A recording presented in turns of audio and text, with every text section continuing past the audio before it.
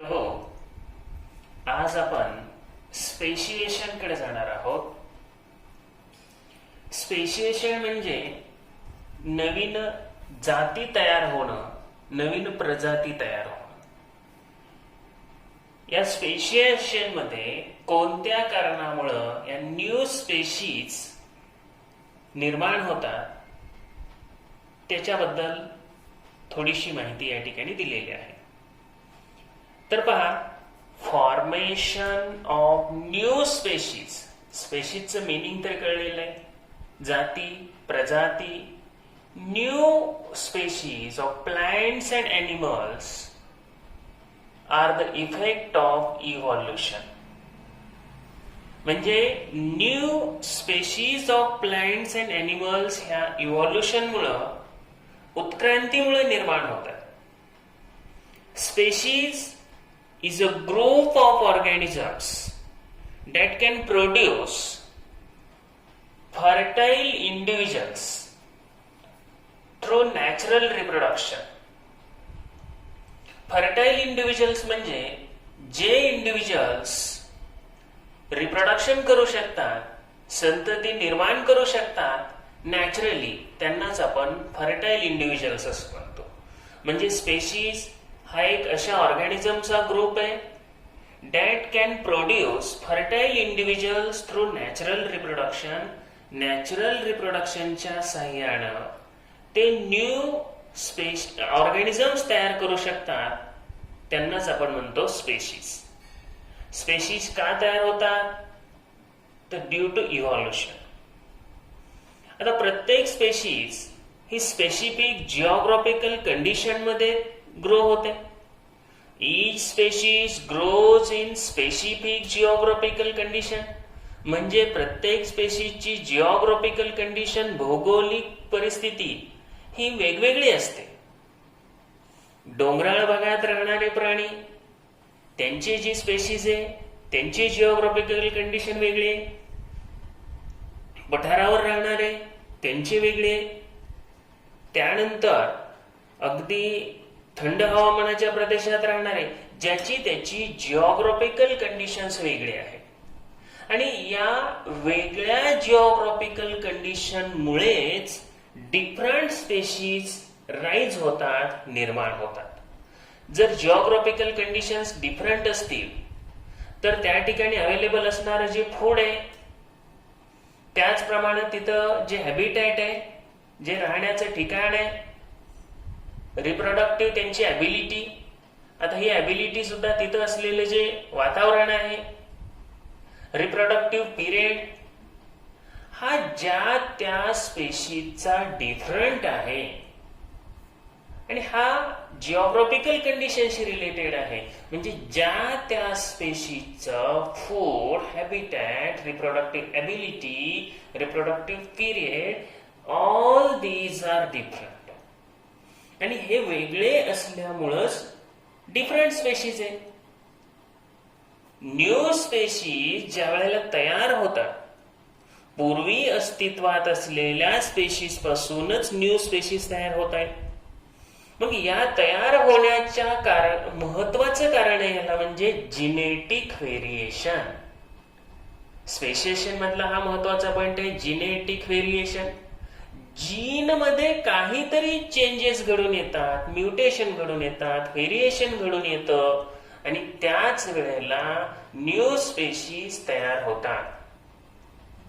म्हणजे मूळ अस्तित्वात असलेल्या ओरिजिनल स्पेशीज पासून न्यू स्पेशीज राईज होण्यासाठी जिनेटिक व्हेरिएशन हे कारण आहे.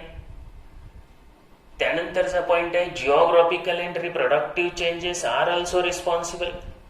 तर या गोष्टी सुद्धा निश्चितपणे कारणीभूत आहेतच. जिओग्राफिकल बद्दल तर आपण खूप डिस्कशन केलंय.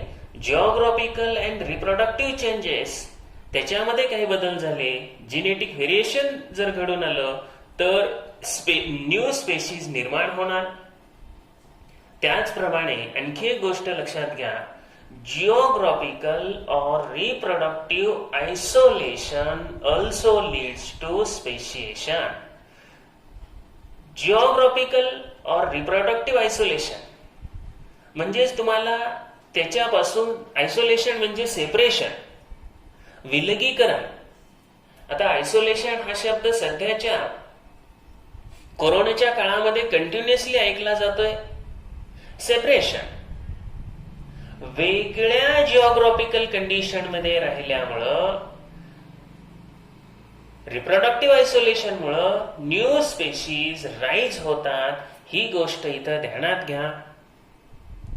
या ठिकाणी स्पेशिएशन ही शॉर्ट नोट साठी विचारली जाऊ शकते. 2-3 पॉइंट लक्षात ठेवा. जिनेटिक व्हेरिएशन, जी प्रोडक्टिव्ह और रिप्रोडक्टिव्ह चेंजेस, आयसोलेशन हे याला जबाबदार आहे. आता आपण न्यू पॉइंट कडे जाऊ. ह्युमन इव्हॉल्युशन, ज्याबद्दल आपल्या सर्वांना उत्सुकता आहे. नेमका आजचा जो माणूस आहे कसा निर्माण झाला, काय स्टेजेस आहेत, त्या स्टेजेस आता आपण पाहिजे. तर अगदी सुरुवातीला आपण पाहिले ओशन मध्ये प्रोटोप्लाझम तयार झाला, सिंपल एलिमेंट्स तयार झाले, युनिसेल्युलर फॉर्म्स बनले आणि त्याच्यातून मल्टी सेल्युलर फॉर्म बनले. हे ओरिजिन ऑफ ह्युमन इव्हॉल्युशन मध्ये आपण बघितलंय. आता थोडस जवळ यायचं. जवळ म्हणजे किती? 7 कोटी वर्षापूर्वी पृथ्वी तलावर असणारे जे डायनासॉर्स आहेत ते डिसअपिअर्ड झाले. त्याला कारण वेगवेगळी आहेत. त्याबद्दल पण जी मतं आहेत त्यांनी जी ऍडजस्टमेंट केली नाही किंवा काही नैसर्गिक आपत्तीमुळं नष्ट झाले असावेत. डायनासॉर्स नष्ट झाल्यावर, बघा, डायनासॉर नष्ट झाल्यावर मंकी लाईक एनिमल्स इव्हॉल्वड. तर monkey like animals evolved from some ancestors who were more or less similar to modern lemurs. आज असणारे जे लेम्युर आहेत त्यांच्याशी कमी अधिक प्रमाणात सिमिलर असणारे हे जे मंकीज निर्माण झाले हे डायनासॉरच्या अँसिस्टर्स. म्हणजे परत एकदा नीट लक्षात घ्या, माकडासारखे, मंकी सारखे जे अॅनिमल्स निर्माण झाले ते त्यांच्या पेक्षा प्राचीन असणाऱ्या, डायनासॉर तर नष्ट झाले, त्यांच्यापेक्षा प्राचीन असणाऱ्या थोड्याफार प्रमाणात असतील आजचे हे लेम्युर सारखे मंकी लाईक अॅनिमल्स तयार झाले. म्हणजे डायनासॉर गेले, त्यांच्यापेक्षा अँसिस्टर असणारे, त्यांचे पूर्वज असणारे, त्यांच्यापासून हे मंकी लाईक अॅनिमल्स, त्यांचं इव्हॉल्युशन स्टार्ट झालं आणि आजचे लेम्युर लाईक हे आपल्या क्लोज आहे. इंटरेस्ट वाटायला लागला असेल कारण आपण आपला इतिहास बघतोय. आता याच्या पुढं इव्हॉल्युशन आहे म्हटल्यानंतर चेंजेस हे होतच जाणार आहेत. साधारणपणे 4 कोटी वर्षापूर्वी हे जे लेम्युर आहेत, मंकी लाईक अॅनिमल्स आहेत, यांचं टेल डिसअपिअर्ड झालं. त्याचबरोबर टेल डिसअपिअर्ड झालं पण त्यांच्या ब्रेन मध्ये इनलार्जमेंट आले. इम्प्रुव्हमेंट इन हँड्स, म्हणजे या ठिकाणी टेल जरी डिसअपिअर झालेलं असलं तरी ब्रेन इनलार्ज झालेलं आहे. इम्प्रुव्हमेंट इन हँड्स दिसू लागलेले आहेत. आणि याच कारणामुळं एप लाईक अॅनिमल्स इव्हॉल्वड. तर या ठिकाणी साधारणपणे 4 करोड इयर्स एगो हे एप लाईक अॅनिमल्स इव्हॉल्वड. पुन्हा एकदा लक्षात घ्या, साधारणपणे 4 कोटी वर्षापूर्वी हे एप लाईक अॅनिमल्स, त्यांचं इव्हॉल्युशन झालं. आता हे जे एप लाईक अॅनिमल्स इव्हॉल्व झालेले आहेत हे आफ्रिकेमध्ये. आता आफ्रिकेमधून त्यातले काही साऊथ आणि नॉर्थ ईस्ट एशियामध्ये आले. म्हणजे आफ्रिकेमधून हे जे एप लाईक अॅनिमल्स आहेत हे त्यातले काही जण साऊथ आणि नॉर्थ ईस्ट एशियामध्ये आले आणि त्यांच्यापासून गिब्बॉन आणि ओरँगुटान, शब्द नीट आहे का, गिब्बॉन आणि ओरँगुटान हे एप्स तयार झालेले आहेत. म्हणजे आशियामध्ये आले, वेगळी जिओग्राफिकल कंडिशन आहे आणि त्यामुळं जे आपल्या भागात आलेले गिब्बॉन आणि ओरँगुटान हे फायनली तयार झाले. म्हणजे हे आफ्रिकेतले एशियामध्ये आल्यावर त्यांच्यापासून गिब्बॉन आणि ओरँगुटान तयार झाले. तर त्याच वेळेला आफ्रिकेमध्ये जे राहिलेले होते, remaining ape stayed in Africa, त्यांच्यापासून गोरिला आणि चिंपांझी, आशियामध्ये आलेल्यांपासून गिब्बॉन आणि ओरँगुटान, आफ्रिकेमध्ये राहिलेल्यांपासून गोरिला आणि चिंपांझी यांचं इव्होल्युशन झालं. तर 2.5 करोड इयर्स अगो गोरिला आणि चिंपांझी यांची निर्मिती झाली. आता गोरिला आणि चिंपांझी यांची निर्मिती होणं 2.5 करोड इयर्स अगो जे आफ्रिकेत राहिलेले आहे त्यांच्यापासून गोरिला आणि चिंपांझी तयार झाले. आता हा जो काळ आहे याला म्हटलं जातं ड्रायोपिथेकस. काय म्हटलं जातं परत एकदा लक्षात घ्या, ड्रायोपिथेकस. तर 2.5 करोड इयर्स अगो जे गोरिला आणि चिंपांझी तयार झालेले आहे याला आपण काय म्हणतो, ड्रायोपिथेकस. चला पुढे जाऊया.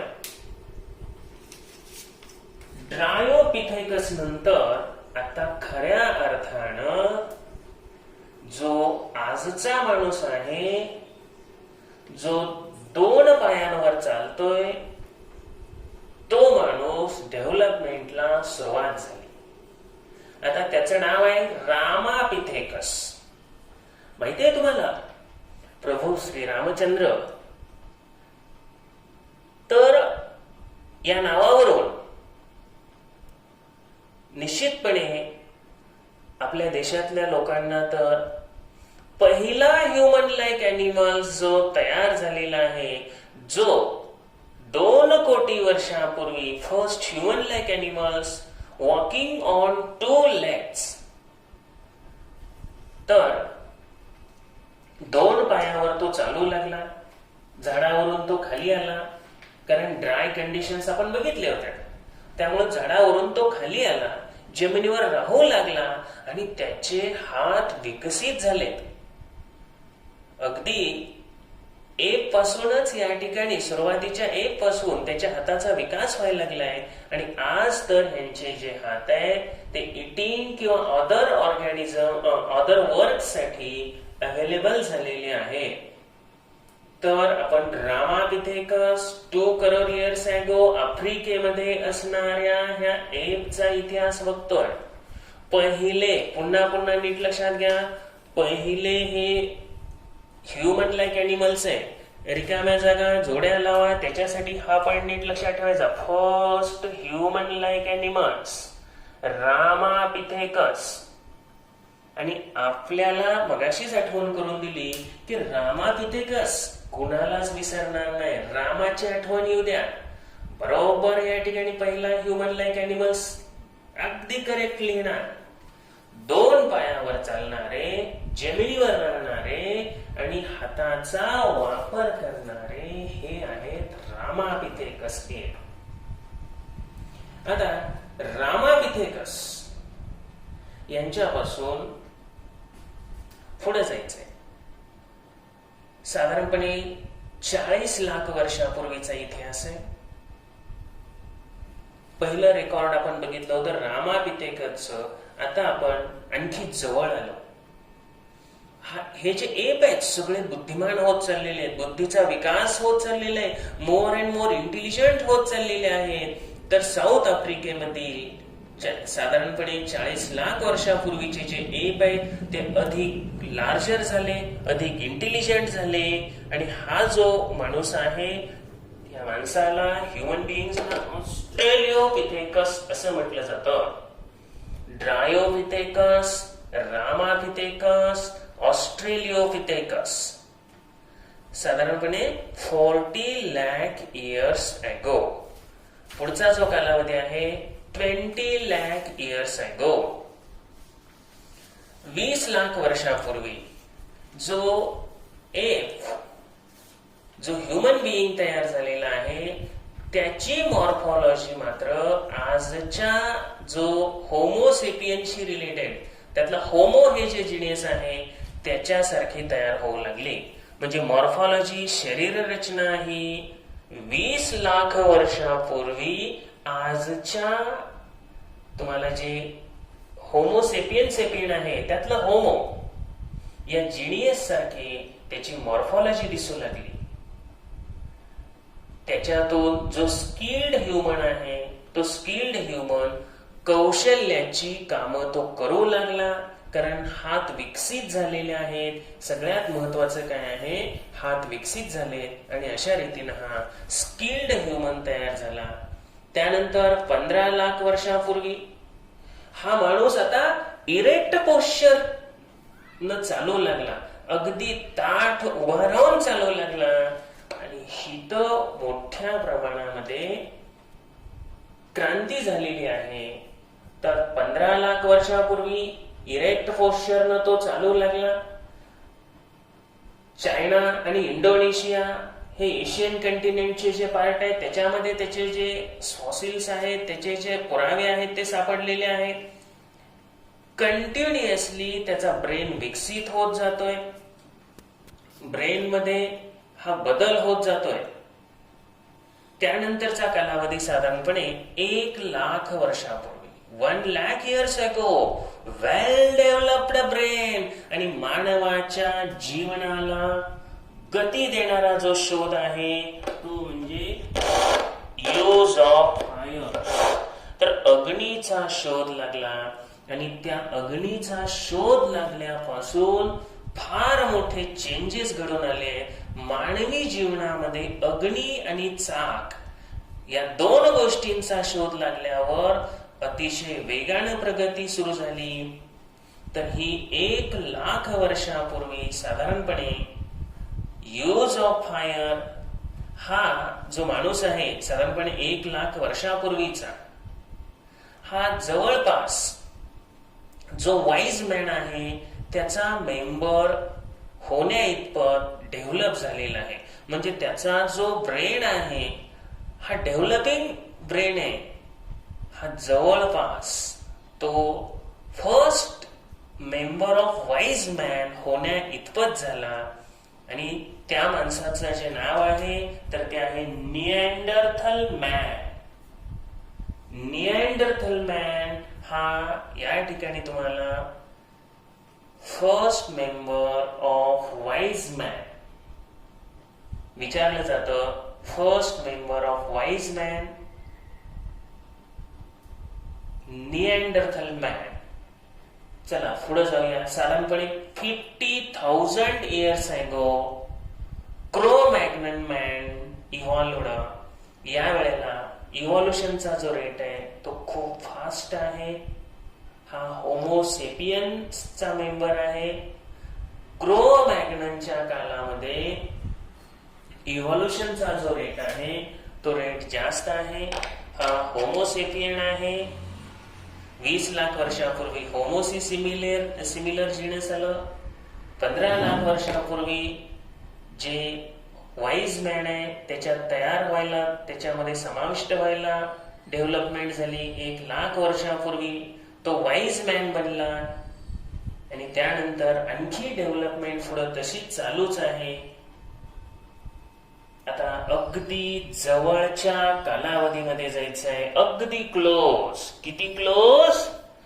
10,000 इयर्स अगो. तर 10,000 वर्षापूर्वी मानव हा सगळ्यात हुशार प्राणी आहे. या वाईज मॅननं शेती करायला सुरुवात केली, गुरेढोरे पाळायला सुरुवात केली, रिअरिंग पाळणे, पालन करणे, राहण्यासाठी शहरं वसवली, cities establishment, development of culture, वेगवेगळ्या ठिकाणी राहताना त्याचं जे कल्चर आहे ते वेगळं, त्याचं जे कल्चर आहे ते कल्चर तयार झालं, संस्कृती तयार झाली. आणि हा आजचा अतिशय हुशार असणारा हा माणूस आहे homo Sapiens Sapiens. 10,000 years ago हा होमो सेपियन्स सेपियन्स आज जी कामं करतोय ती सर्व कामं 10,000 वर्षापासून तो माणूस करतो. त्यानंतर अगदी शेवटच्या टप्प्यात आपण पोहोचत आलेलो आहोत 5,000 years ago. आज मी हे जे काही तुम्हाला फळ्यावर लिहिलं, ह्या लेखन कलेचा जो शोध आहे तो साधारणपणे 5,000 वर्षापूर्वी लागला आणि हिस्टॉरिकल पिरियडला मानवाच्या सुरुवात झाली. हा मॉडर्न मॅन 5,000 वर्षापूर्वीचा.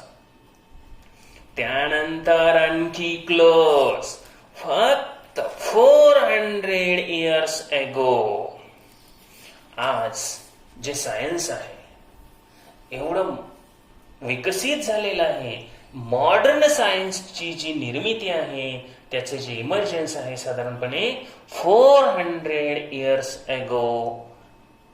त्यानंतर 200 वर्षापूर्वी इंडस्ट्रियल सोसायटीज या डेव्हलप झाल्या आणि आज ह्या इंडस्ट्रीज फार मोठ्या प्रमाणात डेव्हलप झालेल्या आहेत.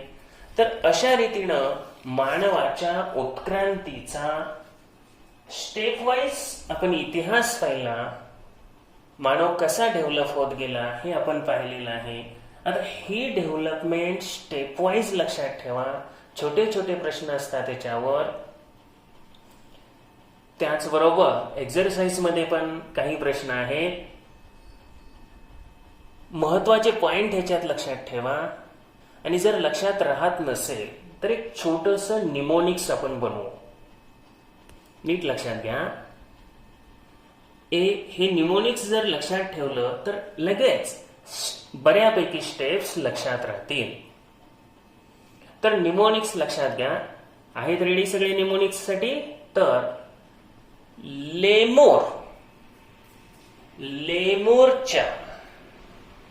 लेमूरच्या एपची, आता लेमूर इथं संपला की पहिला भाग लेमूरचा. एपचे टेल गेली 4 कोटी वर्षापूर्वी. लेमूरच्या एपचे टेल गेल्याने, आता थोडस आपण इंटरेस्टिंग बनवत असतो. लेमूर पहिला पार्ट आला, त्यानंतर टेल डिसअपिअर्ड झालं आणि मग ते हे जे एप आहे त्यातले काही जण कुठे आलेत? आशियामध्ये. आणि म्हणून आपण म्हटलं लेमूरचे एपचे आशियामध्ये आले आणि त्यांच्यापासून गिब्बॉन आणि ओरँगुटान बनले. तर जे राहिलेले आहेत त्यांच्यापासून गोरिला आणि चिंपांझी आफ्रिकेतले. तर इथंपर्यंत परत बघा.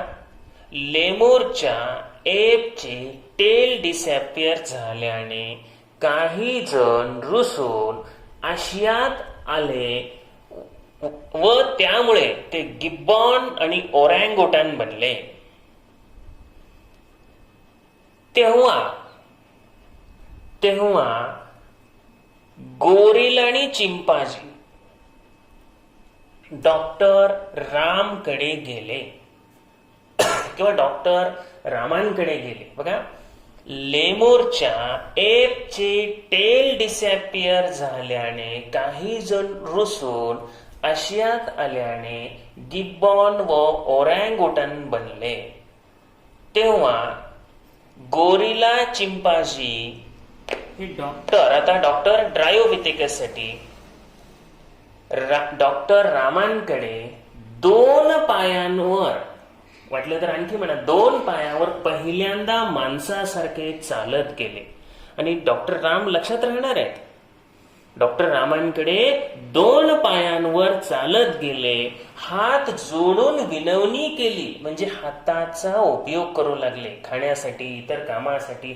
हात जोडून विनवणी केल्याने डॉक्टर रामांनी ऑस्ट्रेलोपिथेकसच्या साह्याने, ऑस्ट्रेलोपिथेकस हा हुशार आहे, डॉक्टर रामांनी ऑस्ट्रेलोपिथेकसच्या साह्याने, लक्षात घ्या पुन्हा, ऑस्ट्रेलोपिथेकसच्या साह्याने होमिओपॅथिक, तर 20 लाख वर्षापूर्वी होमिओपॅथिक शी जोडले, होमो सारखं असल्यामुळं होमिओपॅथिक डॉक्टरच्या साह्याने स्किल्ड ह्युमनला ताट उभे केले. इथपर्यंतचा भाग क्रम करेक्ट झाला पाहिजे, अजिबात नाही विसरायचा, नाहीच विसरणार. बघा, लेमूरच्या एपची टेल डिसॅपियर झाल्याने काही एप रुसून आशियात आल्याने त्यांचे गिब्बॉन आणि ओरँगउटान बनले. तर आफ्रिकेत राहिलेले गोरिला आणि चिंपांझी डॉक्टर रामांकडे पहिल्यांदा माणसासारखे 2 पायावर चालत आले. हात जोडून विनवणी केल्याने रामांनी ऑस्ट्रेलोपिथेकसच्या साह्याने होमिओपॅथिक डॉक्टरच्या साह्याने स्किल्ड ह्युमनला ताट उभे केले. तेव्हा पहिल्या हुशार निअँडरथल मानवाने मशाल पेटवली, अग्नीचा उपयोग. तेव्हा पहिल्या हुशार निअँडरथल मानवाने मशाल पेटवून वेगाने, फास्टर रेटने विकास होतो म्हणून वेगाने होमोसेपियन सह क्रो-मॅग्नन कडे पोहोचला. म्हणजे वेगाने विकास होणारा होमोसेपियन जो आहे तो क्रो-मॅग्नन आहे. पहिल्या हुशार निअँडरथल मानवाने मशाल पेटवून वेगाने होमोसेपियनसह क्रो-मॅग्नन कडे पोहोचला. तेथे होमोसेपियन बरोबर शेती करू लागला, गुरेढोरे पाळू लागला आणि सिटीमध्ये घर बांधून राहू लागला. इथपर्यंत जरी लक्षात ठेवलं तरी सफिशियंट आहे. हा सगळा इतिहास तुम्हाला एकदम क्रमबद्ध पद्धतीने लक्षात राहील. तर हे निमोनिक्सच्या सहाय्याने करा, क्रम अतिशय चांगला लक्षात राहील निश्चितपणे. तर या ठिकाणी आपण थांबू.